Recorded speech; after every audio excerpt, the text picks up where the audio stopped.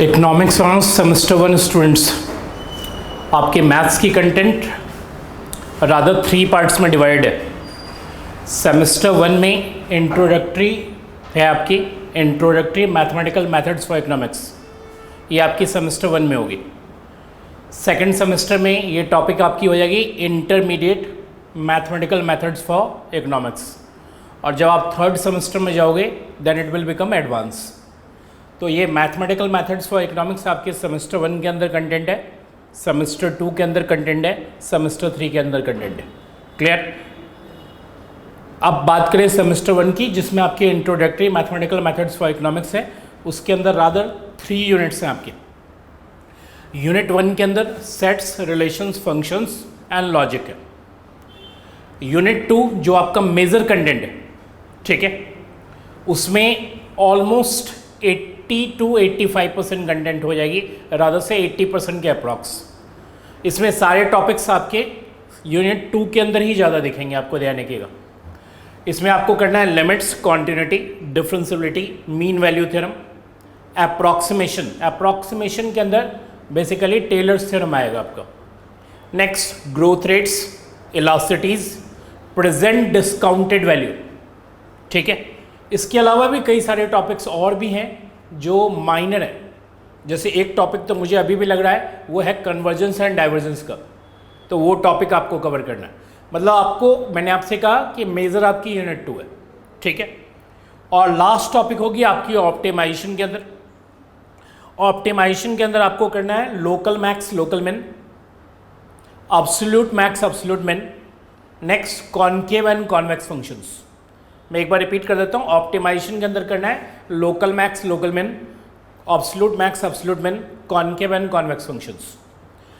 Book जो आपकी follow होगी वो है mathematics for economic analysis bye Hammond, और इस बुक की चैप्टर नंबर 1 से लेकर चैप्टर नंबर 9 तक करनी है आपको, जिसमें यूनिट नंबर 1 आपकी चैप्टर नंबर 1 है, और यूनिट नंबर 2 में चैप्टर नंबर 1 to 8 आएगा, चैप्टर नंबर 1 to 8, और ये जो यूनिट नंबर 3 में वो आपकी चैप्टर नंबर 9 आएगी। क्लियर? तो ये रफ आइडिया है चैप्टर नंबर 1 to 9। एक बात ध्यान रखिएगा, ये आपकी रेफरेंस बुक है, ठीक है। रेफरेंस बुक का मतलब आपको इससे टॉपिक लेना है, और क्वेश्चंस इस बुक के तो करने ही करने, और इसके अलावा रादर प्रीवियस ईयर क्वेश्चंस करने। मतलब रादर आप जब प्रीवियस ईयर क्वेश्चंस देखेंगे तो आपको लगेगा कि इस बुक से रफली आपकी नॉलेज 20 to 25% एवब होना चाहिए। मतलब बुक के तो सारे क्वेश्चंस करने हैं, और अपनी टॉपिक की अंडरस्टैंडिंग 20 to 25% एवब रखनी है। तो 20 to 25% एवब रखेंगे तो आपकी प्रीवियस ईयर्स के जितने भी क्वेश्चंस हैं, ठीक है, वो सारे आपके सॉल्व हो जाएंगे। तो वो यदि आपको वो स्टैंडर्ड यदि आप रेज कर सको, ठीक है, तो आपको कोई प्रॉब्लम किसी भी तरह की इन जनरल नहीं होने जा रही। तो बुक की एक रेफरेंस वाली फ्रेम में है जो क्लियरली लिखा हुआ है, आपको इससे 20 to 25% एवब करना है, ठीक है, और सारे टॉपिक्स कवर करने हैं। क्लियर? ये ध्यान रखिएगा कि मैं किसी भी टॉपिक को जो पढ़ाऊंगा वो, जैसे मैंने कोई टॉपिक चूज़ की सपोज फंक्शंस, तो ये ध्यान रखिए फंक्शंस से रिलेटेड कोई भी कंसेप्ट, चाहे वो चैप्टर नंबर 1 में है या चैप्टर नंबर 5 में है या चैप्टर नंबर 7 में है या चैप्टर नंबर 8 में है, मैं एक जगह आपको पढ़ा दूंगा। मतलब फंक्शंस पिक करने का मतलब हो गया कि फंक्शंस के अंदर जितने भी कंटेंट होंगे सारे हम कवर कर लेंगे। ऐसे ही सपोज हमने लिमिट पुट ये की, तो लिमिट में भी जितने भी चैप्टर्स के अंदर लिमिट है आपकी सब एक जगह हो जाएगी, ठीक है। कॉन्टिन्यूटी में भी सेम पोजीशन रहेगी, ये पोजीशन हम मेंटेन करेंगे। नहीं तो आपको पता चलेगा कि चैप्टर नंबर 1 में तो फंक्शंस पर ही रहे थे, फिर चैप्टर नंबर 4 में आया फंक्शंस वहाँ पर रहे, चैप्टर नंबर 7 में फंक्शंस आया वहाँ पर रहे। तो आप बेसिकली आप एग्जैक्टली आइडिया नहीं लगा पाओगे कि भाई फंक्शंस तो अलग अलग अलग जगहों पे है, ठीक है। तो आप उसको कभी भी कंसेप्ट वाइज क्लैरिटी आपकी नहीं होगी। आप चाहे फंक्शंस के क्वेश्चन कहीं भी हैं एक जगह कर लो, लिमिट्स के क्वेश्चन एक जगह कर लो, तो आपकी क्लैरिटी उसके अंदर आ जाएगी। तो ये आपके बेसिक कंटेंट है। ये ध्यान रखिएगा, इसमें कुछ टॉपिक्स ऐसे हैं जो, ये तो ध्यान रखिएगा, ये तो मेन आपका टॉपिक है, ये तो करना ही करना है। रादर से यूनिट 2 में ईच एंड एवरीथिंग करनी है आपको। यूनिट 1 में जो इंपॉर्टेंट है वो फंक्शंस है, और इम्पॉर्टेंट है वो लॉजिक है, ये ध्यान रखिएगा। लेकिन लॉजिक के कंसेप्ट के लिए आपको जो एग्जामिनेशन में क्वेश्चन आएगा वो ये सारे आने चाहिए, मतलब आपको लिमिट्स, क्वांटिटी, डिफरेंशियलिटी सबकी नॉलेज होनी चाहिए, तो आप लॉजिक के क्वेश्चन को हैंडल कर पाओगे एग्जामिनेशन में। ऑल्दो लॉजिक इनिशियल चैप्टर में ही आती है, चैप्टर नंबर 1 में, लेकिन जब क्वेश्चन आएगा तो उसमें कंसेप्ट किसी भी चैप्टर की हो सकती है लॉजिक के अंदर। तो लॉजिक थोड़ा डाइवर्सिफाइड टॉपिक है, रादर आप इसे थोड़ा आगे पीछे भी स्टडी कर सकते हो। हम स्टार्ट करेंगे ऑब्वियसली फंक्शन से, तो आप पुट करो हेडिंग फंक्शंस।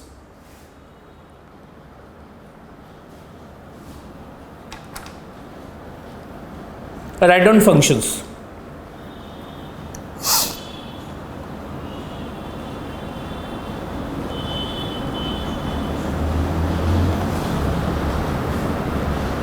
पुट किया आपने,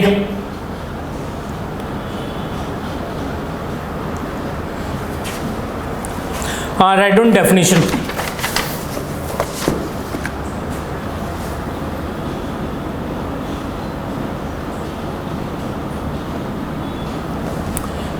Write down definition. Let capital A and capital B are two non-empty sets. Write down let capital A and capital B are two non-empty sets. Next line, F A to B. हम इसे read करते हैं, f is a function from A to B. Sometimes we read it at f is a mapping from A to B. Sometimes we call it f is a correspondence from A to B. मतलब आप इसमें से कोई भी language use कर सकते हो, f is a function from A to B, f is a correspondence from A to B, और f is a mapping from A to B. Write down f each element of A. F each element of A, each word को underline करो, must be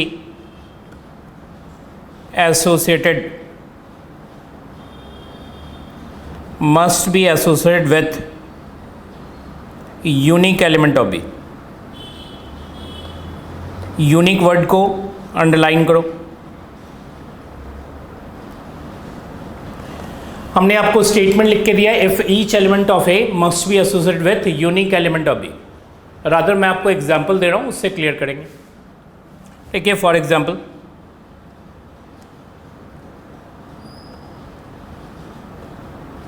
set ए में elements है हमारे 1 2 3 4। Set B में elements है 5 6 7 8। ये elements है आपके। Mapping obviously A to B है, लेकिन मैपिंग ए टू बी या function from A to B आप उसी केस में रीड करोगे जब आपका ये दो क्राइटेरिया सेटिस्फाइड होगा। एक तरफ है each, second criteria is unique. ये दोनों क्राइटेरिया यदि आपकी फुलफिल हो रही है तो ऑब्वियसली फंक्शन होगी, और नहीं फुलफिल हो रही है तो फंक्शन नहीं होगी।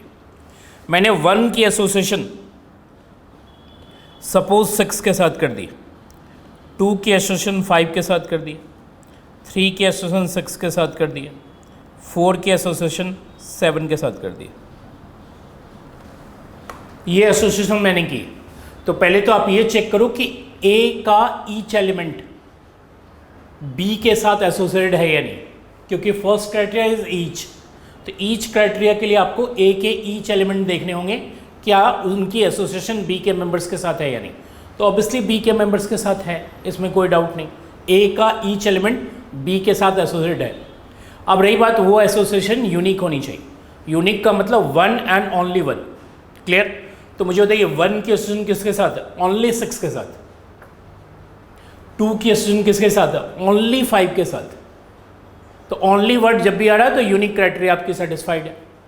3 की एसोसिएशन किसके साथ है? ओनली 6 के साथ। 4 की एसोसिएशन किसके साथ है? ओनली 7 के साथ। तो ये ध्यान रखिएगा, एसोसिएशन हमेशा यूनिक का मतलब ये है कि एफ ऑफ 1 की वैल्यू सिर्फ एक होनी चाहिए। तो आप मुझे बताइए एफ ऑफ 1 की वैल्यू क्या? 6। एफ ऑफ 2 की वैल्यू क्या है? 5। एफ ऑफ 3 की वैल्यू क्या है? 6। एफ ऑफ 4 की वैल्यू क्या है? 7।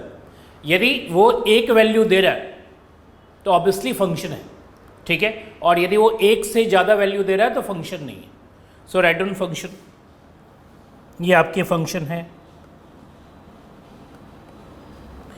इसे हम कहते हैं फंक्शन का डोमेन, और इसे कहते हैं फंक्शन का codomain. First one is called domain and second one is called codomain.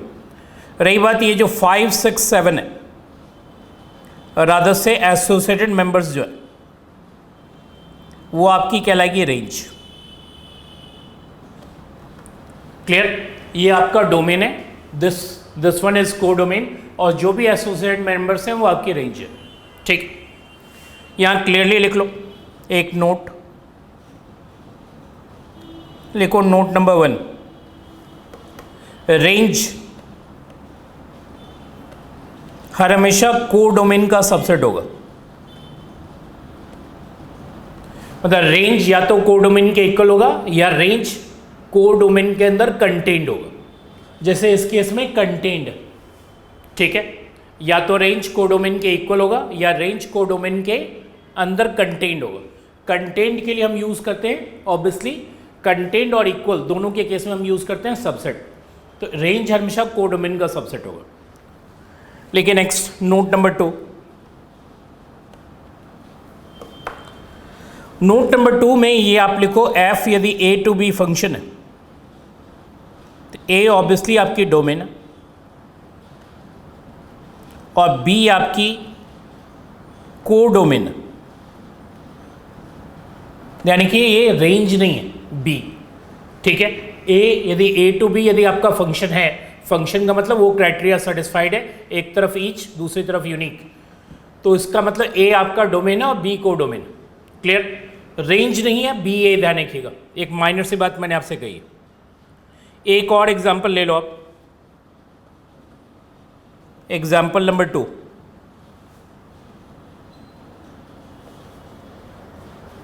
मैंने सेट ए के अंदर मेंबर्स पुट किए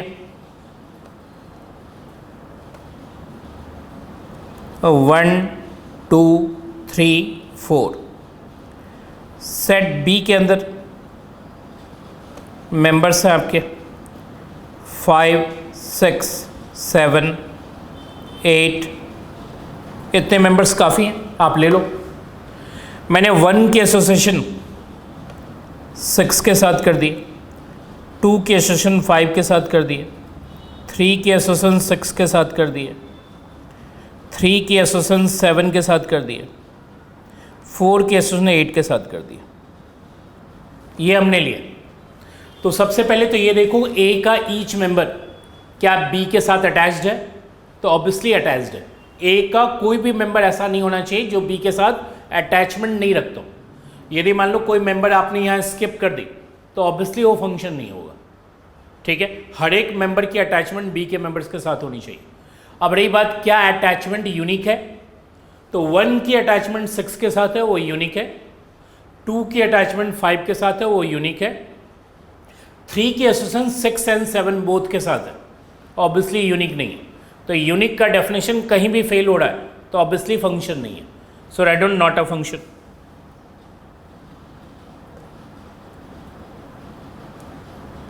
ये आपके फंक्शन नहीं। 4 की अटैचमेंट ऑब्वियसली 8 के साथ है वो यूनिक है, लेकिन एक जगह वो फेल है तो ऑब्वियसली फेल है। मैथ्स जो है वो 100% लॉजिक है।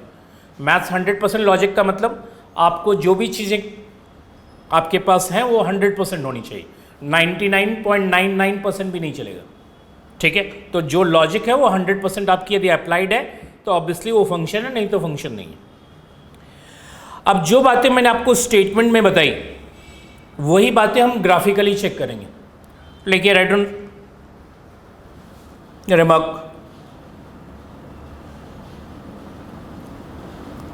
रिमार्क में लिखो ग्राफिकली।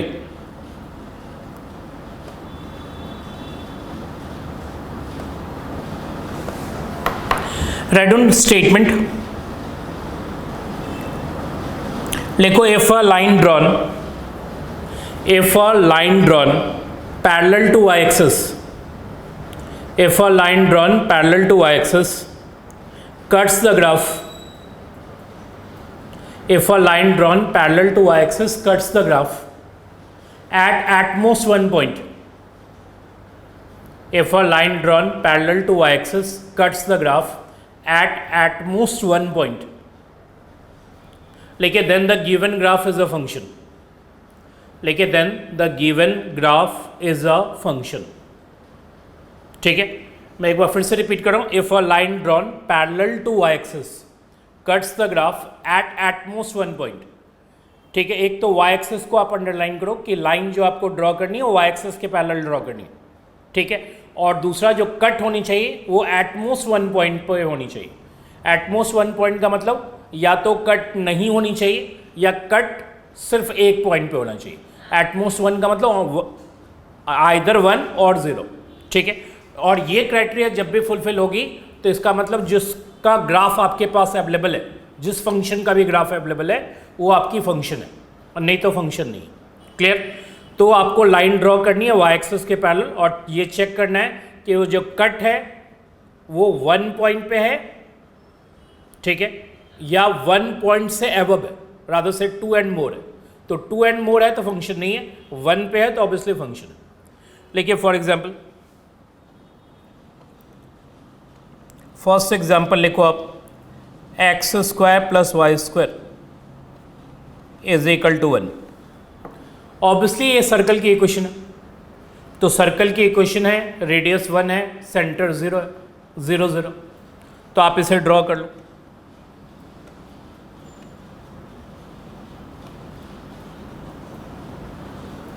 मैंने इसमें एक X axis Y axis create कर दिया आपके लिए. ये आपकी सर्कल की इक्वेशन है, सेंटर जीरो जीरो है, रेडियस वन है. अब आपको वाई एक्सिस के पैरेलल लाइन ड्रॉ करनी है, तो ड्रॉ कर दो. कट देख लो, एक दो जगह पे कट हो रही. वाई एक्सिस के पैरेलल लाइन पे दो जगह कट है आपकी. ऑब्वियसली एक से ज़्यादा जगह पे कट होते ही फंक्शन नहीं होगी, तो लिखो नॉट अ फंक्शन.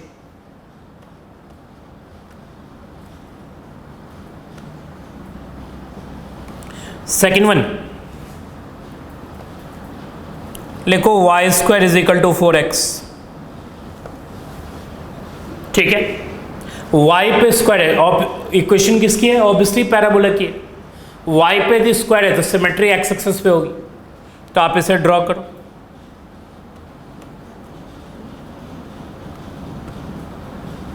y पे स्क्वायर होते ही सिमेट्री एक्स एक्सिस पे होगी, ऑब्वियसली आपकी पैराबोला है. ये यानी कि X axis Y axis graph का पार्ट नहीं है, मैंने उसे अपने कंफर्ट के लिए ड्रॉ कर रखा है. ठीक है, अब आपसे क्या कह रहा है कि आप वाई एक्सिस के पैरेलल लाइन ड्रॉ करो और चेक करो कितनी जगह कट हो रही है. तो ये मैंने वाई एक्सिस के पैरेलल लाइन ड्रॉ कर दी. ऑब्वियसली कितनी जगह कट है? मोर देन वन पॉइंट पे कट. तो मोर देन वन पॉइंट पे यदि कट है तो ये फंक्शन नहीं है, राइट, नॉट अ फंक्शन.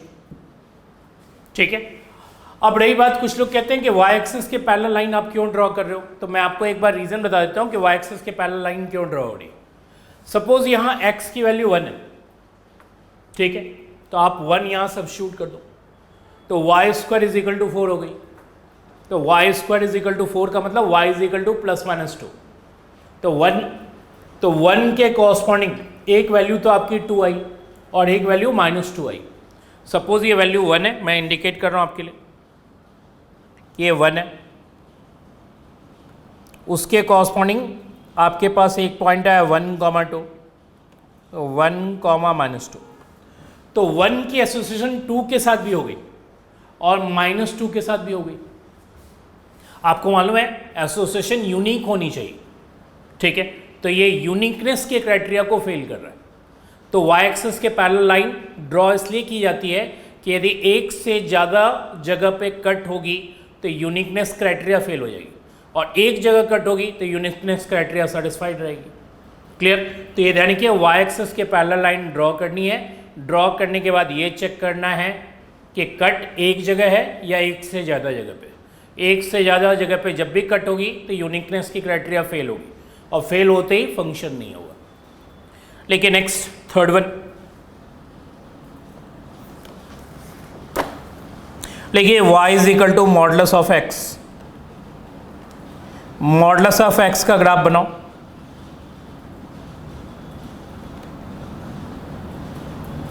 ये ग्राफ हमारे मॉडुलस ऑफ एक्स का है, वाई एक्सिस के पैरेलल लाइन ड्रॉ कर दो। ऑब्वियसली कट एक जगह, कहीं भी ड्रॉ करो, आपकी मर्जी, जहाँ ड्रॉ करना चाहो ड्रॉ कर लो, ठीक है। लेकिन ध्यान रखना एक ही लाइन ड्रॉ करनी, आप ये नहीं कि कहोगे कि यहाँ भी ड्रॉ कर देता हूँ, यहाँ भी ड्रॉ कर देता हूँ, एक लाइन ड्रॉ करनी है, ठीक है। और चेक करना है कि कट कितनी जगह। तो मुझे बताइए एक जगह कट हो रही है, ऑब्वियसली फंक्शन है आपके, write down function, third point में फंक्शन आया। लेकिन फोर्थ वन, लेकिन y is equal to X square. आपको मालूम है ये पैराबोला है, लेकिन अब स्क्वायर किस पे है, एक्स पे, ठीक है। तो एक्स पे जब भी स्क्वायर होता है तो सिमेट्री y एक्सेस पे होती है, तो सिमेट्री y एक्सेस पे बना लो, पैराबोला बनाओ सिमेट्री y एक्सेस पे। अब y एक्सेस के पैरेलल लाइन ड्रॉ कर दो, ऑब्वियसली कट एक जगह होगी, ठीक है। तो ये आपकी फंक्शन है, एक जगह कट मतलब फंक्शन। लिखो fifth one, y is equal to x cube, x cube का ग्राफ बनाओ। ये आपका एक्स क्यूब का ग्राफ है,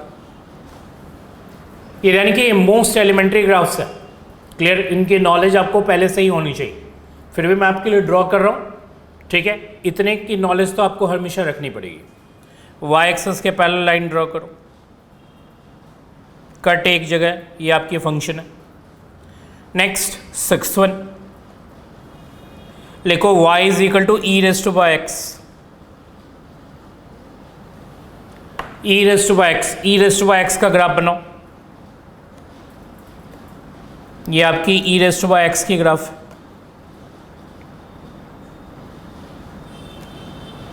और आपके नॉलेज में e की वैल्यू भी मालूम होनी चाहिए, 2.71 ऑनवर्ड होती है। आप इसे ड्रॉ करो y एक्सेस के पैरेलल लाइन, ऑब्वियसली कट एक जगह फंक्शन है। Next seventh one, y is equal to ln x, ln x का मतलब log x to the base e, draw करो ग्राफ। ये आपकी log x to the base e का ग्राफ है, y एक्सेस के पैरेलल लाइन ड्रॉ करो।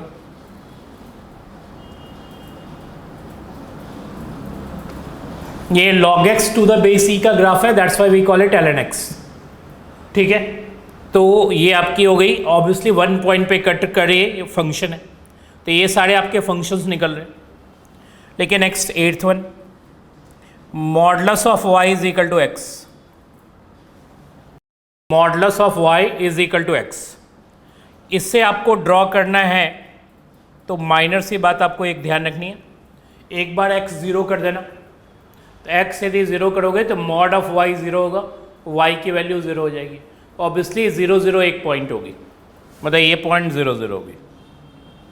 Next यदि आप x की वैल्यू 1 लोगे तो mod y is equal to 1, mod y is equal to 1, so y is equal to plus minus 1। तो एक पॉइंट आपकी ये होगी, दूसरी ये होगी, तो एक ग्राफ का इधर वाला पार्ट जाएगा और एक पार्ट इधर आएगा, ठीक है। मैंने ड्रॉ करने के लिए कौन कौन सा पॉइंट लिया, एक 0 0, ठीक है, और एक मैंने लिया x इज इक्वल टू 1, तो y की वैल्यू प्लस माइनस 1, तो ये पॉइंट आपकी 1 1 है, ये पॉइंट आपकी 1 माइनस 1 है। अब आपको ही मालूम है कि यदि ग्राफ यदि ड्रॉ हो गया है तो y एक्सेस के पैरेलल लाइन ड्रॉ करो। ऑब्वियसली एक से ज़्यादा जगह पे कट हो रही, और एक से ज़्यादा जगह पे कट हो रही तो फंक्शन क्या है, नहीं है, लेकिन नॉट अ फंक्शन। ये यानी कि मोस्ट एलिमेंट्री ग्राफ्स है, इनकी नॉलेज आपको हमेशा रिक्वायर्ड होगी, आपको ये हमेशा ड्रॉ करने आनी चाहिए। लेकिन next ninth one, y is equal to under root 1 minus x square. Write down solution, पहले आपको इसकी स्क्वायरिंग करनी होगी, y square is equal to 1 minus x square होगा, ये हो जाएगा X square plus Y square is equal to 1। अब आपको ही मालूम है ये सर्कल की इक्वेशन, तो ऑब्वियसली सर्कल के इक्वेशन में सर्कल ड्रॉ करने आता ही आपको। लेकिन यहाँ एक प्रॉब्लम है जिसका कि आपको हमेशा ध्यान रखना है। भाई y is equal to √1 minus x square, under root से निकली हुई वैल्यू, ठीक है, हमेशा पॉजिटिव होती है या जीरो होती है, नेगेटिव नहीं होती, ठीक है, ये बात हमेशा ध्यान रखिए। क्लियर? तो आपको करना क्या है, तो हमने स्क्वायरिंग की, सब कुछ किया, ये सर्कल की इक्वेशन आ रही है, लेकिन ये इंडिकेट करता है आपको ये ड्रॉ नहीं करना, अपर ये ड्रॉ करना। तो ये इंडिकेट करता है कि आप सर्कल को जब ड्रॉ करोगे तो ये बात ध्यान रखोगे कि y की वैल्यू या तो ज़ीरो होनी चाहिए या पॉजिटिव होनी चाहिए, नेगेटिव नहीं चलेगा। तो नेगेटिव यदि नहीं चलेगा तो आप सर्कल जरूर ड्रॉ करो, और ध्यान रखना आपको सर्कल में x एक्सिस के अबव रहनी होगी। आप कहोगे x एक्सिस के अबव क्यों रहूँ, क्योंकि x एक्सिस के नीचे क्यों नहीं, क्योंकि आप जैसे ही x एक्सिस के नीचे आओगे y आपकी नेगेटिव हो जाएगी। क्लियर? तो y नेगेटिव नहीं चलेगा, क्योंकि अंडरूट से निकली हुई वैल्यू हमेशा क्या होती है, या तो पॉजिटिव या ज़ीरो, नेगेटिव नहीं होती। तो आप यदि y एक्सिस के पैरेलल लाइन ड्रॉ करोगे आप, तो ये आपकी एक जगह कट है। तो एक जगह कट है तो ऑब्वियसली क्या है, ये फंक्शन है, तो ये आपकी फंक्शन हुई। यहाँ एक नोट लिख लेना जिससे कि आपको कन्फ्यूज़न नहीं हो। नोट में लिखो the square root of a non negative number, the square root of a non negative number is non negative. Non negative number मतलब पॉजिटिव या zero number, non negative means positive या zero. मतलब यदि आप positive या zero का square root निकाल रहे हो तो आपका जो आंसर आएगा वो पॉजिटिव या ज़ीरो आएगा, ठीक है। For example √4 obviously non negative number है, तो √4 से जो वैल्यू आएगी वो +2 आएगी, नॉट -2। ऐसे ही √9, √16 जो भी निकालो आप, ठीक है, या √3 जो भी वैल्यू निकालोगे हमेशा पॉजिटिव आएगी। इसी पे आप ले लो y is equal to -√1 minus x square. अब अगेन ये सर्कल की क्वेश्चन है, लेकिन आप सर्कल जो आप ड्रॉ करोगे तो ये ध्यान रखना कि y अब आपकी नेगेटिव है। नेगेटिव का मतलब ग्राफ आपकी एक्सिस के नीचे होगी, सर्कल का ग्राफ एक्सिस के नीचे, y एक्सिस के पैरेलल लाइन ड्रॉ करो, एक जगह कट आएगी, ऑब्वियसली ये आपकी फंक्शन है। लेकिन यदि आप ये फंक्शन ले रहे हो y is equal to ±√1 minus x square, तो ये आपकी कंप्लीट सर्कल को इंडिकेट करती है। तो यदि कंप्लीट सर्कल को इंडिकेट करती है तो आप y एक्सिस के पैरेलल लाइन ड्रॉ करोगे तो कट एक से अबव जगहों पे होगी, और एक से अबव जगहों पे होगी तो ये आपकी ऑब्वियसली फंक्शन नहीं होगी। तो ये मैंने आपको 10-11 टाइप्स के ग्राफ बताए जो एलिमेंट्री थे, ये ध्यान रखिएगा। और भी ग्राफ होते हैं, ऐसा नहीं है, लेकिन ऑब्वियसली हम फर्स्ट क्लास में हैं तो हम एलिमेंट्री ग्राफ्स पे ही पहले जाएंगे। और एलिमेंट्री ग्राफ्स ये इंडिकेट करते हैं कि इसमें से कुछ फंक्शंस हैं, कुछ फंक्शंस नहीं हैं। क्लियर? अब ये फंक्शन का क्वेश्चन या तो इस तरह का कोई फॉर्मेट का होगा आपका, या एक आध दो क्वेश्चन ऐसे भी होते हैं जो लैंग्वेज के फॉर्मेट में होते हैं। तो लैंग्वेज के फॉर्मेट में जो क्वेश्चंस होंगे उनकी बात मैं आपके लिए करूं। मैं आपको हर एक टॉपिक के अंदर ऐसा कुछ असाइनमेंट दूंगा जो आपको करना होगा, यानी कि एक साथ नहीं किया सकते। जब टॉपिक ओवर होती है तो असाइनमेंट आप करोगे। जैसे फंक्शंस के अंदर बहुत सारे क्वेश्चंस हैं, उसमें से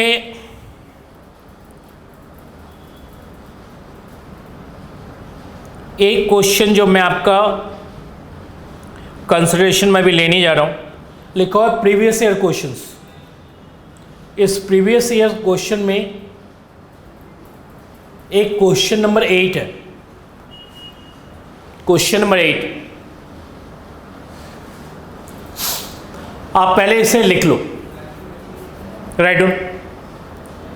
इज द रूल, ये आपके एग्जामिनेशन में कभी आया question, is the rule that assigns to each of the 50 students in a class her marks out of maximum 100 a function.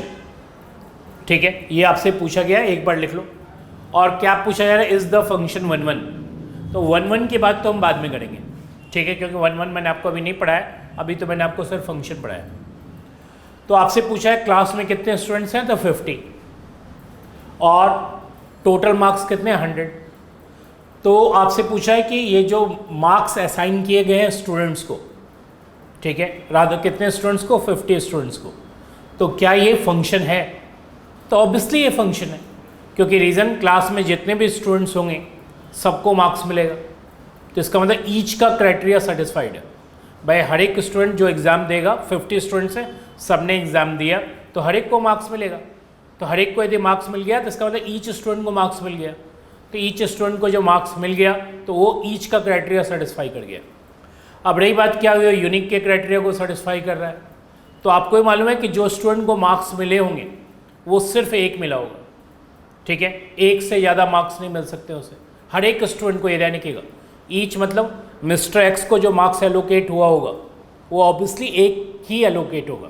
जैसे आपके सीबीएसई में सपोज आपके मैथ्स में जो नंबर है वो सिर्फ एक होंगे, ऐसे इकोनॉमिक्स में जो नंबर है वो सिर्फ एक होंगे, and so on. Clear, multiple numbers नहीं हो सकते कि मैथ्स में 90 भी है 95 भी है। तो इसका मतलब यूनिक का क्राइटेरिया भी सेटिस्फाइड है, ठीक है। तो यूनिक का क्राइटेरिया भी सेटिस्फाइड है क्योंकि जो मार्क्स एलोकेट हुए हैं वो सिर्फ एक और एक ही है। तो ये दोनों क्राइटेरिया जब भी फुलफिल होगी तो वो फंक्शन माना जाएगा। तो write down solution, it is a function. पहले क्वेश्चन कॉपी कर लीजिएगा, write down it is a function. लेकिन since each student in a class, लेकिन since each student in a class will get unique marks, लेकिन since each student in a class will get unique marks, each word को underline करो, unique word को underline करो, ठीक है। ये criteria fulfil होते ही आपकी ये फंक्शन मानी जाएगी। अब रही बात 1 1 है या नहीं, तो 1 1 की तो बात हम बाद में करेंगे, लेकिन फिर भी मैं आपको एक हिंट देता हूँ कि फंक्शन 1 1 तभी होता है जब डिफरेंट स्टूडेंट्स को डिफरेंट मार्क्स मिले। मतलब यदि क्लास में 50 स्टूडेंट है तो किसी का भी मार्क्स दूसरे से मैच नहीं करना चाहिए। यदि मैच कर रहा है तो 1 1 नहीं है, ठीक है। और यदि मैच नहीं कर रहा है मतलब हर एक को अलग अलग मार्क्स मिले हुए, भाई किसी को 39, किसी को 40, यानी कि जिसको 40 एलोकेट हुई है किसी और को 40 नहीं एलोकेट हुए, तब तो ये 1 1 है। क्लियर। और मान लीजिए 2-3 स्टूडेंट के सेम मार्क्स है तो इसका मतलब 1 1 नहीं है। ऑल्दो जब 1 1 आएगी तो मैं आपको एक बार फिर से बताऊंगा। अब आज ये जो फंक्शन की नॉलेज मैंने आपको दी है इसमें थोड़ा सा एक्सटेंशन कर लेते हैं।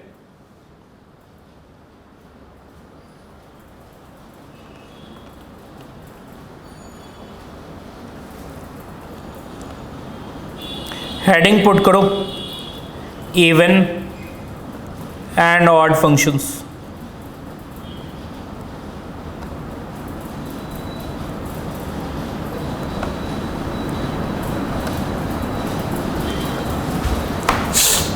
उसमें फर्स्ट वन इवन फंक्शन,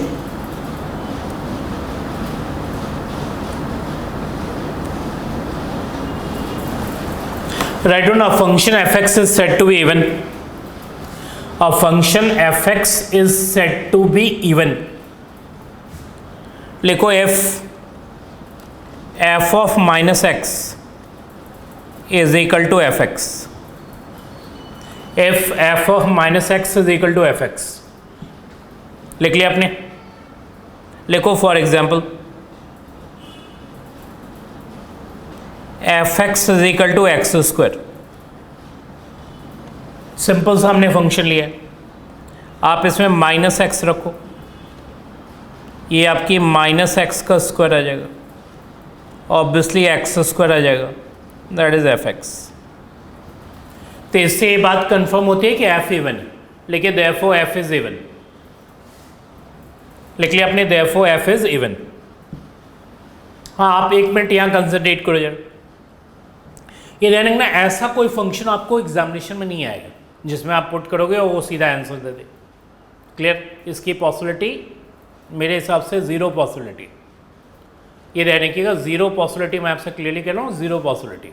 आपको कुछ इस तरह का फंक्शन देंगे जैसे लॉग में फंक्शन होता है, जिसमें आप माइनस एक्स पुट करोगे तो आपको मालूम है लॉग में ऐसी कोई प्रॉपर्टी ही नहीं होती है कि माइनस एक्स को आपको माइनस एक्स में से माइनस बाहर कर दे, ठीक है, ऐसी कोई प्रॉपर्टी एग्जिस्ट ही नहीं करती। तो यदि आपको कोई लॉगरिथमिक फंक्शन दे दे या किसी और तरह का फंक्शन दे दे तो आप उसमें से माइनस बाहर ही नहीं निकल पाओगे, या माइनस आपकी एलिमिनेट नहीं होगी। क्लियर? तो एलिमिनेट नहीं होगी तो ऑब्वियसली वो फंक्शन आपको पता नहीं चलेगा कि इवन है या ऑड है। इसमें ज़्यादा बेटर मेथड ये है कि ये दोनों फंक्शन को आप सब्ट्रैक्ट करो, ठीक है, ये ज़्यादा सेफर मेथड है। सब्ट्रैक्ट करने के बाद यदि आपको ज़ीरो आ जाए, आपको मालूम है यदि मैं इन दोनों को सब्ट्रैक्ट करूँगा तो ऑब्वियसली इन दोनों को सब्ट्रैक्ट करूँगा तो ऑब्वियसली वो ज़ीरो आ जाएगी, तो ज़ीरो आने से फंक्शन आपकी इवन हो जाएगी। तो ये ज़्यादा बेटर मेथड, आप इसे लिख लो।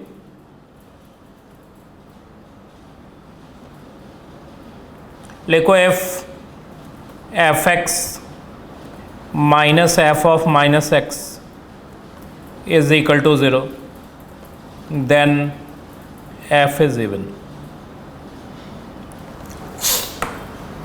क्लियर? सब्ट्रैक्ट करके देखो, आपका आंसर ज़्यादा बेटर आएगा। एक तरीका और है कि आप इसे ग्राफिकली भी देख सकते हो, ठीक है। लिखो रेड ग्राफिकली क्या पोजीशन होगी।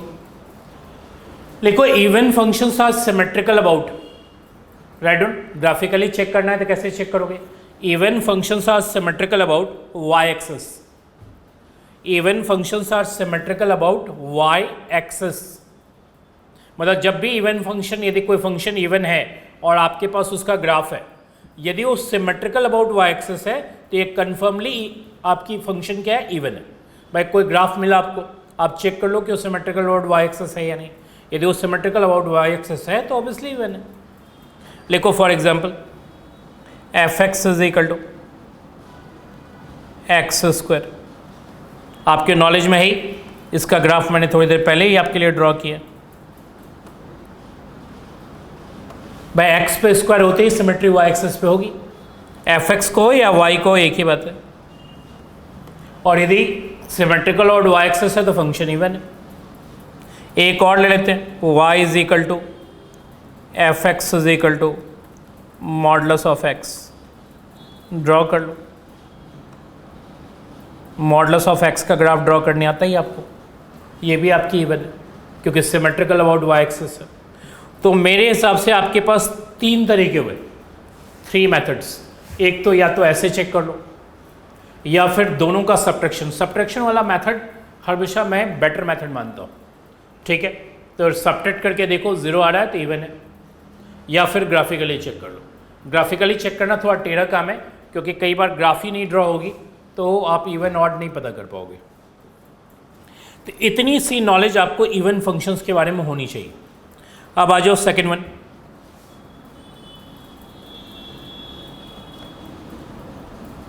लेके odd function.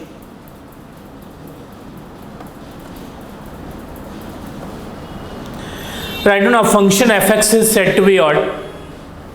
A function f(x) is said to be odd if f of minus x is equal to minus fx. If f of minus x is equal to minus fx. For example, fx is equal to x cube. Simple सा function. आप इसमें minus x put करो check करने के लिए, तो ये आपकी माइनस एक्स की क्यूब हो जाएगी, ये आपकी माइनस एक्स क्यूब हो जाएगी, फाइनली माइनस एफ एक्स हो जाएगा। ऑब्वियसली यदि ऐसा फुलफिल हो रहा है कि F of minus f x है तो आपकी फंक्शन ऑड होगी, लेकिन therefore F is odd. Clear? एक रिमार्क पुट करो आप।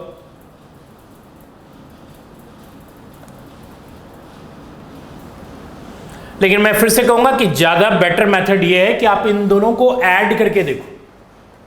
ऐड करने से क्या आ जाएगा? ज़ीरो। तो यदि ऐड करने से ज़ीरो आए तो ऑब्वियसली फंक्शन ऑड होगी, और सब्ट्रैक्ट करने से ज़ीरो आए तो इवन होगी। तो आपने ऐड किया, लिखो F x plus f of minus x is equal to zero. लिखो then F is odd. Second one, odd functions are symmetrical about. Second one, write down odd functions are symmetrical about origin. Odd functions are symmetrical about origin. ये ध्यान रखना, odd functions are symmetrical about x axis नहीं, x axis के along जो भी symmetrical होगा वो function ही नहीं होगा. जैसे x axis के symmetrical ये ग्राफ है आपकी, फंक्शन ही नहीं है. x axis के symmetrical ऑब्वियसली ये भी है, ऑल्दो ये दोनों के अराउंड सिमेट्रिकल है, x axis y axis both, लेकिन जो भी x axis के सिमेट्रिकल होगा वो फंक्शन ही नहीं होगा. ये भी x axis के सिमेट्रिकल है, फंक्शन ही नहीं होगा. क्लियर? तो ये ध्यान रखिएगा कि यहाँ odd functions are symmetrical about origin. Origin का मतलब हो गया कि 0 0. रादर कुछ लोग इसे कहते हैं odd functions are symmetrical in opposite quadrants. लिखिए that is it is symmetrical in opposite quadrants. आपको मालूम है क्वाड्रेंट्स क्या है? First, second, third, fourth. तो अपोजिट क्वाड्रेंट का मतलब second and fourth, first and third, ये अपोजिट क्वाड्रेंट्स. मतलब इसका ग्राफ क्या लिखा आपने? Odd functions are symmetrical about origin. या तो आप ये ध्यान रखो, या फिर सिमेट्रिकल इन अपोजिट क्वाड्रेंट्स. मतलब जैसा ग्राफ फर्स्ट क्वाड्रेंट में होगा वैसा ही ग्राफ थर्ड क्वाड्रेंट में होगा, जैसा ग्राफ सेकंड क्वाड्रेंट में होगा वैसा ही ग्राफ फोर्थ क्वाड्रेंट में होगा. यदि फर्स्ट थर्ड या तो ग्राफ बनेगी या सेकंड फोर्थ ग्राफ बनेगी आपकी. लेकिन फॉर एग्जांपल, बेटर एग्जांपल हमारे पास यही है, F x is equal to x cube. X cube का ग्राफ आप बना लो.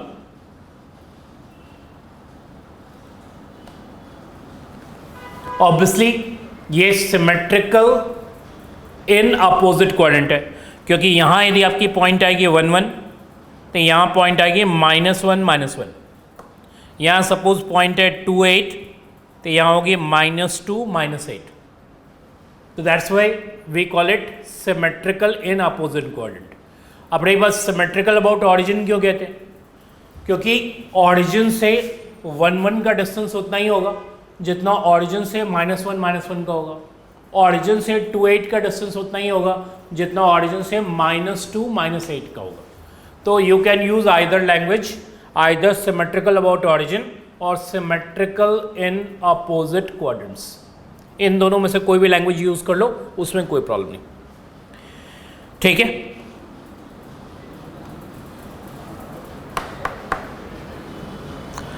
अब रही बात, मैं आपको कुछ क्वेश्चंस दे रहा हूं, उस क्वेश्चंस में आपको ये बताना है कि ये ऑड है या इवन है.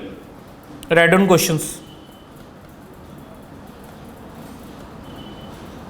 Question number 1, F x is equal to log x x square plus 1. Second one, F x is equal to log 2 minus x 2 plus x. Third one, f(x) is equal to a raised to by x plus 1 a raised to by x minus 1. Fourth one, f(x) is equal to x into a raised to by x minus 1 a raised to by plus 1 ले लो, ज़्यादा अच्छा है, यहाँ -1 ले लो. ठीक है? और एक और ले लो आप, fifth one, F x is equal to sine x plus cos x. ये 5 क्वेश्चन मैंने डेलिबरेटली अलग अलग के लिए, ठीक है, जिससे कि ऑलमोस्ट सबकी नॉलेज आपको हो जाए. पहला तो उन्होंने ये फंक्शन लिया है, दिस वन. अब एक एक करके चेक कर देते हैं. मैं आपके लिए लिख देता हूँ कि कौन कौन सा फंक्शन क्या है. ये आपकी ऑड आएगी, ये भी आपकी ऑड आएगी, ये भी आपकी ऑड आएगी, ये आपकी इवन होगी, और ये नाइदर इवन नॉर ऑड होगी। ये यानी कि फंक्शन इवन ऑड ही नहीं होता, नाइदर इवन नॉर ऑड भी हो सकता है। ठीक है, अब रही बात क्या इवन एंड ऑड बोथ हो सकता है, तो ऐसा फंक्शन सिर्फ लोग कहते हैं कि ज़ीरो फंक्शन होता है। By E one and odd both ऐसा फंक्शन क्या कहते हैं, ज़ीरो फंक्शन होता है। कुछ लोग कहते हैं कांस्टेंट फंक्शन भी होता है, लेकिन ideal is it is zero, कि f x is equal to zero is even as well as odd. बाकी कोई functions even as well as odd नहीं होता। ठीक है, क्लियर। कुछ लोग, मैंने क्या कहा, कुछ लोग कांस्टेंट को भी कहते हैं, F x is equal to constant, लेकिन फिर भी मैं उससे कहूँगा कि ज़ीरो तो कन्फर्म है, ऑड वाला कांस्टेंट फंक्शन भी आप उससे ले सकते हो, क्योंकि रीज़न जो तो मैंने आपसे क्या कहा, जीरो कुछ लोग कहते हैं, जीरो मतलब जीरो पे कोई प्रॉब्लम नहीं, और कांस्टेंट वाले पे थोड़ा बहुत लोग कहते हैं कि वो एक आध डेफिनेशन में थोड़ी सी गड़बड़ करती है। ठीक है, जैसे यदि हम दो फंक्शंस को सब्ट्रैक्ट करेंगे तो ऑब्वियसली क्या आते हैं, आनी चाहिए, ज़ीरो आनी चाहिए, या ऐड करेंगे तो ज़ीरो होगी। तो कांस्टेंट वाले फंक्शन को यदि आप ऐड करोगे तो constant plus constant to constant हो जाएगी, तो उससे कुछ कन्फर्मेशन नहीं आती। इसलिए कांस्टेंट वाले फंक्शन को आप छोड़ दो, सिर्फ ज़ीरो फंक्शन को आप ये सपोज करो कि even as well as odd है। ठीक है, बाकी कोई फंक्शन से ऐसा नहीं होता कि जो even as well as odd हो। क्लियर।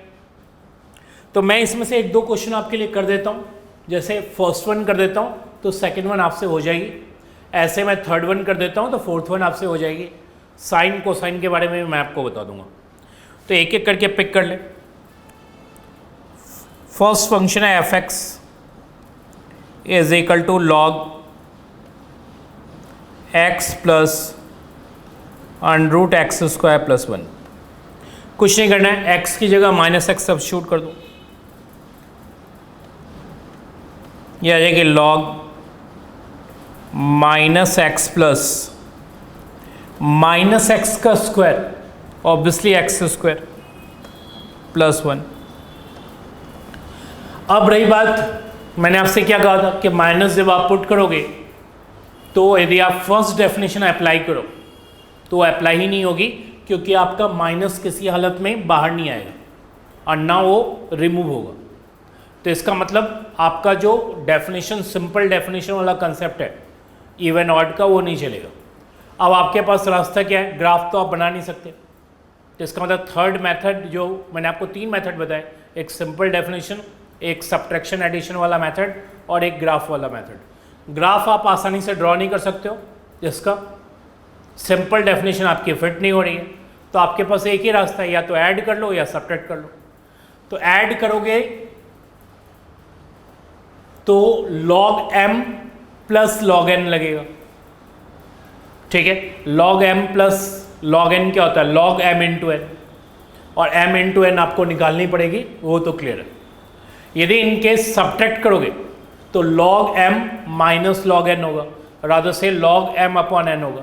तो m अपॉन n यदि हुआ तो भी कैंसिल आउट नहीं होगा, क्योंकि जब तक कैंसिल आउट नहीं होगा तब तक log 1 नहीं आएगा, और जब तक log 1 नहीं आएगा तब तक ज़ीरो भी नहीं आएगा, क्योंकि log 1 ही ज़ीरो होता है। इसका मतलब सब्ट्रैक्ट करने में कोई फ़ायदा नहीं। ठीक है, ऐड करने में कोई पॉसिबिलिटी बन सकती है, तो हम ऐड करने जा रहे हैं, सब्ट्रैक्ट नहीं करने जा रहे। तो ऐड करो दोनों को,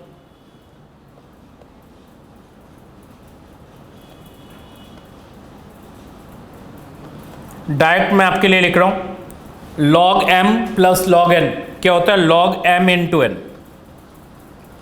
आप इसे लिख सकते हो x plus under root x square plus one minus x plus under root x square plus one.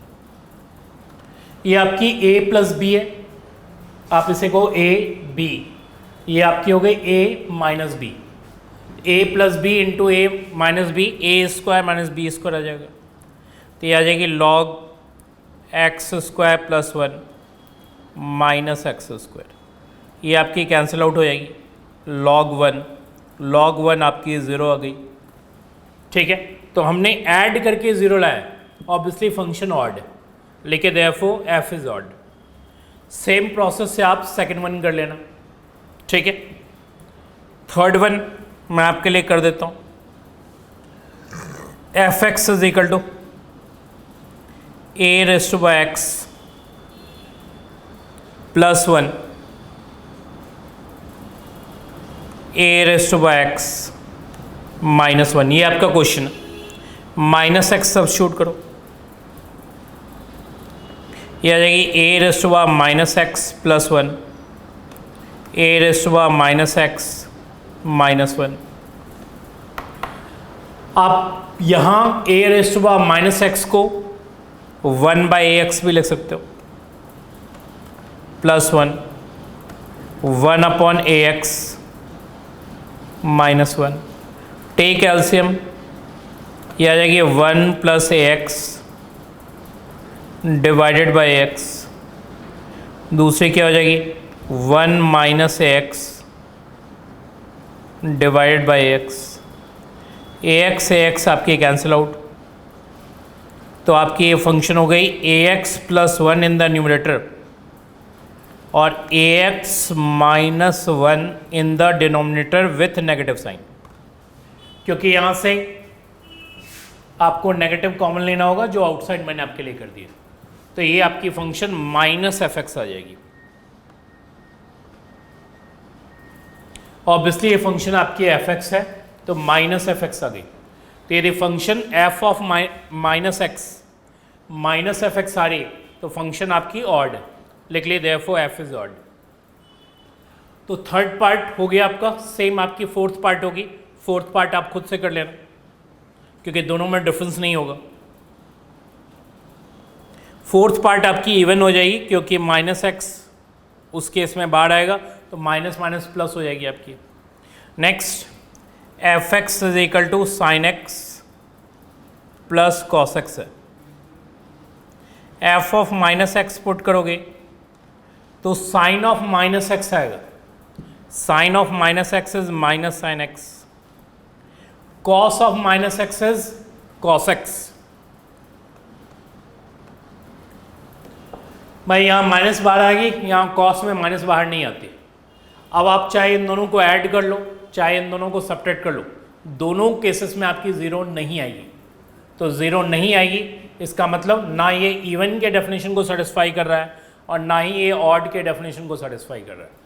इसका मतलब ये function neither even nor odd. Red on, therefore f is neither even nor odd. इसके अलावा मैं आपको 2-3 question और करा रहा हूँ जो आपके एग्जामिनेशन में आया है और जिसकी थोड़ी बहुत अंडरस्टैंडिंग आपकी होनी चाहिए। उसमें से क्वेश्चन मैंने आपसे कहा है कि एज इट इज़ तो आएगी नहीं, क्वेश्चन जब भी होगी वो चेंज करके आएगी। क्लियर? एक जैसा कभी भी क्वेश्चन नहीं आएगा आपका, मतलब बुक में कुछ होगा उससे रिलेटेड कुछ और आएगा। जैसे एक क्वेश्चन मैं आपके लिए ले रहा हूँ, the curve F x is equal to this one, right, is symmetrical about x is equal to K, find K. ये आपसे कहा जा रहा है कि इसके अराउंड सिमेट्रिकल है तो एक्स इज इक्वल टू के बताओ। भाई कोई भी कर्व यदि सिमेट्रिकल है, क्लियर, किसी भी लाइन के अराउंड, तो इसका मतलब सिमेट्रिकल कर्व का मतलब क्या होता है, जैसा वो कर्व राइट में है वैसा ही कर्व उसके लेफ्ट में। भाई सिमेट्रिकल अबाउट ज़ीरो है तो ज़ीरो के राइट साइड का कर्व वैसा ही होगा जैसा ज़ीरो के लेफ्ट साइड का कर्व होगा। ऐसे सिमेट्रिकल अबाउट 2 है तो 2 के लेफ्ट साइड का कर्व वैसा ही होगा जैसे 2 के राइट साइड का होगा। यहाँ सिमेट्रिकल अबाउट क्या है, एक्स इज इक्वल टू के, तो के राइट साइड का कर्व वैसा ही होगा जैसे के लेफ्ट साइड का होगा। क्लियर थी बातें? इसका मतलब ये बात बहुत ही क्लियर है कि के प्लस 1 पे वही वैल्यू होगी जो के माइनस 1 पे होगी, के प्लस 2 पे वही वैल्यू होगी जो के माइनस 2 पे होगी। सो के प्लस एक्स पे वही वैल्यू होगी जो के माइनस एक्स पे होगी। कंफर्म? सो राइट डाउन, पहले क्वेश्चन कॉपी कर लो और लिखो since the curve is symmetrical about, लिखिए since the curve is symmetrical about x is equal to k, since the curve is symmetrical about x is equal to k, लिखिए therefore f of k plus x is equal to F of के minus x होगा। Clear? K plus one पे उतनी value जितनी के minus one पे, के plus two पे उतनी वैल्यू जितनी के माइनस टू पे, सो के प्लस एक्स पे उतनी वैल्यू जितनी के माइनस एक्स पे। अब आपके पास फंक्शन क्या है, एक्स स्क्वायर, तो ये ऑब्वियसली हो जाएगी k plus x whole square, plus क्या 4x, तो ये हो जाएगी 4k plus x plus 5 is equal to k minus x whole square plus 4k minus x plus 5। सबसे पहले 5 आपकी कैंसिल आउट हो जाएगी और यहाँ ओपन कर दो तो ये हो जाएगी k square plus 2kx plus x square plus 4k plus 4x plus 5 is equal to k square minus 2kx plus x square plus 4k minus 4x plus 5। Cancel out करो, कौन कौन कैंसिल आउट हो रहा है, के square से के square cancel out है आपकी, 5 से 5 कैंसिल आउट है, नेक्स्ट एक्स स्क्वायर से एक्स स्क्वायर कैंसिल आउट है और 4k से 4k कैंसिल आउट है। तो मुझे बताओ क्या क्या रह गया आपका, इधर रह गया 2kx और इधर हो गया माइनस 2kx, यहाँ 4x है वहाँ 4x है नेगेटिव साइन के साथ, तो एक तरफ कर लो उसे, तो ये 2kx और 2kx 4kx हो जाएगी और 4x और 4x मिला के आपकी 8x हो जाएगी is equal to 0। Take 4x common, तो ये आपकी हो जाएगी k प्लस 2 is equal to 0। Obviously k की वैल्यू आपको फाइंड करनी है, तो x प्लस 2 k प्लस 2 is equal to 0, so k की वैल्यू 2 आ जाएगी, सॉरी 2 नहीं -2, k की वैल्यू -2 आएगी। इसका मतलब ये, और x तो आपकी 0 नहीं हो सकती क्योंकि फंक्शन ही उस केस में 0 हो जाएगी आपकी, तो इसका मतलब ये हुआ कि k प्लस 2 0 है, k की वैल्यू -2 है, तो इसका मतलब कर्व किसके अराउंड सिमेट्रिकल हुआ, symmetrical about x is equal to -2, लेकिन therefore curve is symmetrical about the line x is equal to -2। ये आपका कंक्लूजन निकल के आया कि भाई symmetrical about the line x is equal to -2 है। वैसे तो k की वैल्यू पूछ रहा था, तो k की वैल्यू -2 है। क्लियर है ये आपके एग्जामिनेशन का क्वेश्चन। अब रही बात, ये क्वेश्चन मैंने आपको क्वेश्चन नंबर 1 कराया। अब आ जाओ कि ऐसा ही क्वेश्चन आपके बुक के अंदर है, रादर जो आपकी हैमंड वाली बुक है उसके अंदर क्या है फंक्शन, ये फंक्शन उन्होंने दिया है ax square plus B x plus x. इसमें उसने क्लियरली कह दिया है कि इसके अराउंड सिमेट्रिकल होगा। वहाँ क्या था कि भाई वो symmetrical about x is equal to k given था और k की वैल्यू पूछ रहा था। ये उन्होंने कहा है कि सिमेट्रिकल अबाउट दिस वन है, इसका मतलब k की वैल्यू उन्होंने आपको दे दी, मतलब -b/2a उन्होंने आपको दे दी। आपको ये दिखाना है कि k की वैल्यू उस केस में -b/2a हो।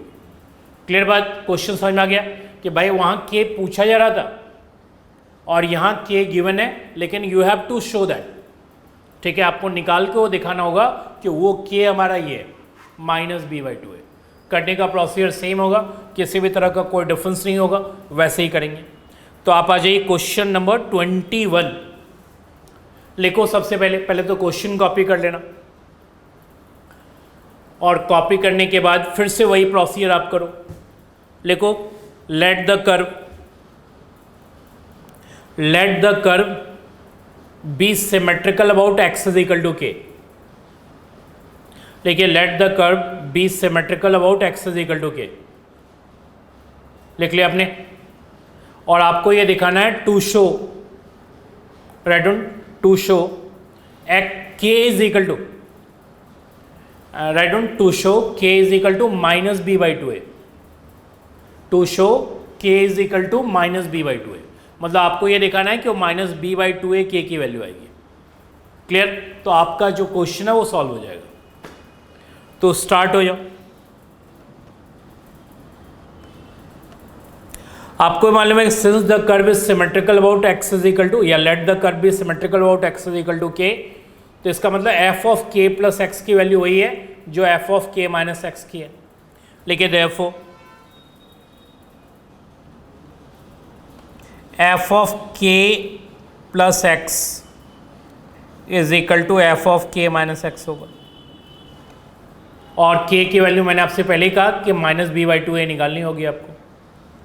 आपकी इक्वेशन क्या है, ए एक्स स्क्वायर, तो ये हो जाएगी k plus x whole square plus b था ना, b k plus x plus c is equal to A k minus x whole square plus b k minus x plus c.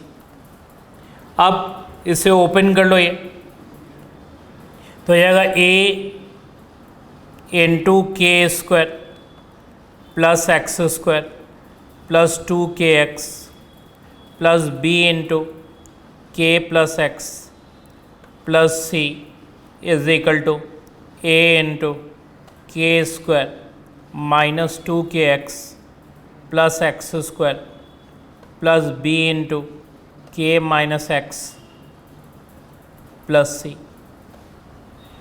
अब एक एक करके कैंसिल आउट कर लो। आपकी हो गई a k square plus a x square plus 2kAx plus b k plus B x plus c. ठीक है, नेक्स्ट ये आ जाएगी a k square minus 2kAx plus a x square plus b k minus b x plus c. C cancel out, a k square cancel out, a x square cancel out, b k cancel out, इतने cancel out हो गए। बाकी रह गया minus 2kx, इधर आएगा left side तो ये आ जाएगी 4kAx और उधर bx है तो ये आ जाएगी 2bx is equal to 0। Take 2x common, तो 2x यदि कॉमन लोगे तो ये आपकी आ जाएगी 4ka plus 2k plus b is equal to 0। तो मुझे बताइए क्या आ जाएगा, 2ka is equal to minus B, क्योंकि ये टर्म तो आपकी ज़ीरो होगी नहीं, ऑब्वियसली इसको ज़ीरो करना है आपको। तो 2ka is equal to minus B, तो मुझे बताओ k की वैल्यू क्या आएगी, minus B by two A. मैंने आपसे पहले कहा माइनस बी बाई टू ए के अराउंड सिमेट्रिकल होगा। ठीक है, एक क्वेश्चन और कर लिए, बाकी मैं आपको नेक्स्ट क्लास में कराऊंगा। रेड ऑन, लेकिन find the value of k, find the value of k so that the graph of the function, लेकिन so that the graph of the function fx is equal to x square minus 5x plus k। क्या लिखा आपने, find the value of k so that the graph of the function fx is equal to x square minus 5x plus k lies above x axis, लिखिए lies above x axis. ठीक है भाई, आपसे पूछा है के की वैल्यू क्या होगी कि ग्राफ एक्स एक्सिस के एबव हो। तो सबसे पहले तो आप ये जानो कि ये जो ग्राफ है वो बेसिकली पैराबोला का ग्राफ है। ठीक है, किसका ग्राफ है, क्वाड्रेटिक इक्वेशन का मतलब पैराबोला। अब रही बात पैराबोला का यदि ग्राफ है तो पैराबोला या तो अपवर्ड होगी या डाउनवर्ड होगी। अब रही बात पैराबोला अपवर्ड या डाउनवर्ड में से कौन सी होगी, वो बताएगा एक्स स्क्वायर का कोएफिशिएंट। तो एक्स स्क्वायर का कोएफिशिएंट यदि पॉजिटिव हो तो अपवर्ड पैराबोला बनती है, एक्स स्क्वायर का कोएफिशिएंट नेगेटिव हो तो डाउनवर्ड पैराबोला बनती है। तो यहाँ जो ग्राफ है वो ऑब्वियसली अपवर्ड पैराबोला की है। तो इसका मतलब अपवर्ड पैराबोला में भी क्लियर तीन तरह की ग्राफ होती है। एक तो एक्स एक्सिस को कट करता हुआ ग्राफ, रादर से पैराबोला एक्स एक्सिस को कट करे, दूसरा एक्स एक्सिस को टच करे, तीसरा एक्स एक्सिस के अबव हो। क्लियर भाई, ये तीन तरह की पैराबोला होगी, या तो कट या टच या अबव। क्वेश्चन ये कह रहा है कि आपकी एबव पैराबोला चाहिए मुझे, ऐसा पैराबोला चाहिए। क्वेश्चन ये इंडिकेट कर रहा है कि के की वैल्यू क्या होगी कि एबव बने। ठीक है, क्लियर यहाँ तक। अब रही बात इसमें जो मेथड मैं आपके लिए यूज़ करूँगा, वैसे तो कई सारे मेथड हो सकते हैं, लेकिन एक दो जो सिंपल मेथड है। आपको मालूम है यदि ग्राफ एक्स एक्सिस को टच या कट नहीं कर रही तो इसका मतलब रूट्स ऑफ पैराबोला इमेजिनरी। ठीक है, क्लियर। भाई कट करेगी तो रूट्स डिस्टिंक्ट होगी, क्लियर। टच करेगी तो रूट्स इक्वल होगी। टच कट नहीं हो रही है तो रूट्स इमेजिनरी। बाय रूट्स के जो आपने पढ़ा होगा quadratic equation, roots are imaginary, इसका मतलब neither touch nor cut. Although मैं सेकंड क्लास थर्ड क्लास में ये तो और डिटेल में मैं आपको बताऊंगा, लेकिन फिर भी मैं आपको इतनी इन्फॉर्मेशन देता हूँ कि भाई यदि आपकी एक्स एक्सिस को ग्राफ कट नहीं कर रही, ठीक है, तो इसका मतलब रूट्स आपके कट या टच नहीं करे तो रूट्स आपके इमेजिनरी, और रूट्स इमेजिनरी का मतलब डिस्क्रिमिनेंट लेस देन ज़ीरो। तो मेथड 1 मैं आपके लिए यूज़ कर रहा हूँ डी लेस देन ज़ीरो का, नाइदर टच नॉर कट। तो नाइदर टच नॉर कट में क्या होगा, या तो ग्राफ एक्स एक्सिस के अबव होगी या एक्स एक्सिस के बिलो होगी। तो एक्स एक्सिस के अबव तो कंफर्म है क्योंकि एक्स स्क्वायर का कोएफिशिएंट पॉजिटिव है, तो रूट्स इस केस में आपकी इमेजिनरी होनी चाहिए, रादर से डिस्क्रिमिनेंट आपकी लेस देन ज़ीरो होनी चाहिए। ठीक है, तो डी क्या होता है, बी स्क्वायर। तो बी स्क्वायर मतलब -5 का स्क्वायर, -4 इंटू 1, 4 AC होता है ना, तो 4 इंटू 1 इंटू सी क्या हो गया, के less than zero, that is 25 -4K less than zero, that is 25 is less than 4K।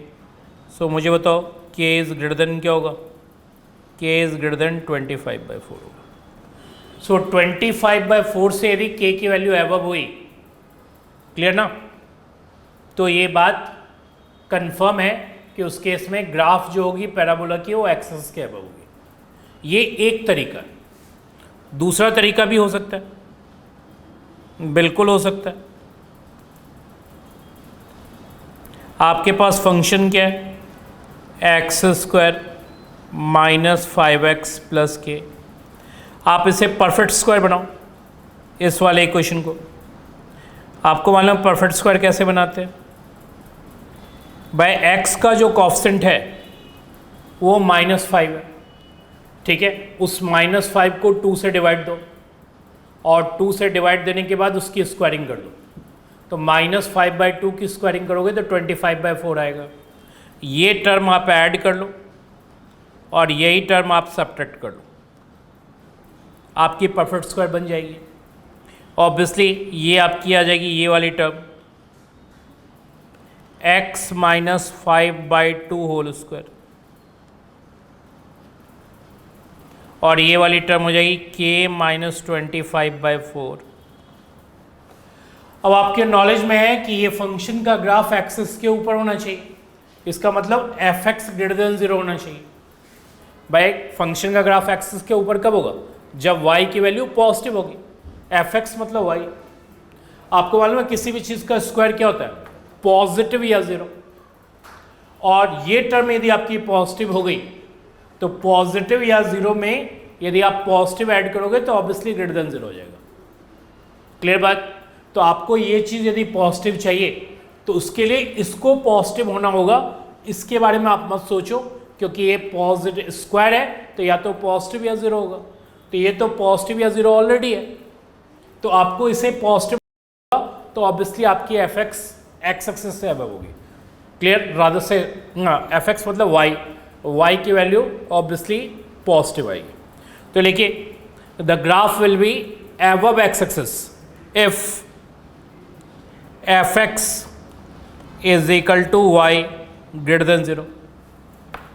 लिखो this is possible only when k -20/5/4 is greater than 0। So k is greater than 25/4। आप इसे कैसे भी करो, k की वैल्यू 25 है, bye 4 से above होगी तो वही आपके रूट्स इमेजिनरी होंगे, रादर से पैराबोला की ग्राफ एक्स एक्सिस के अबव होगी। क्लियर? आज के लिए यहीं तक।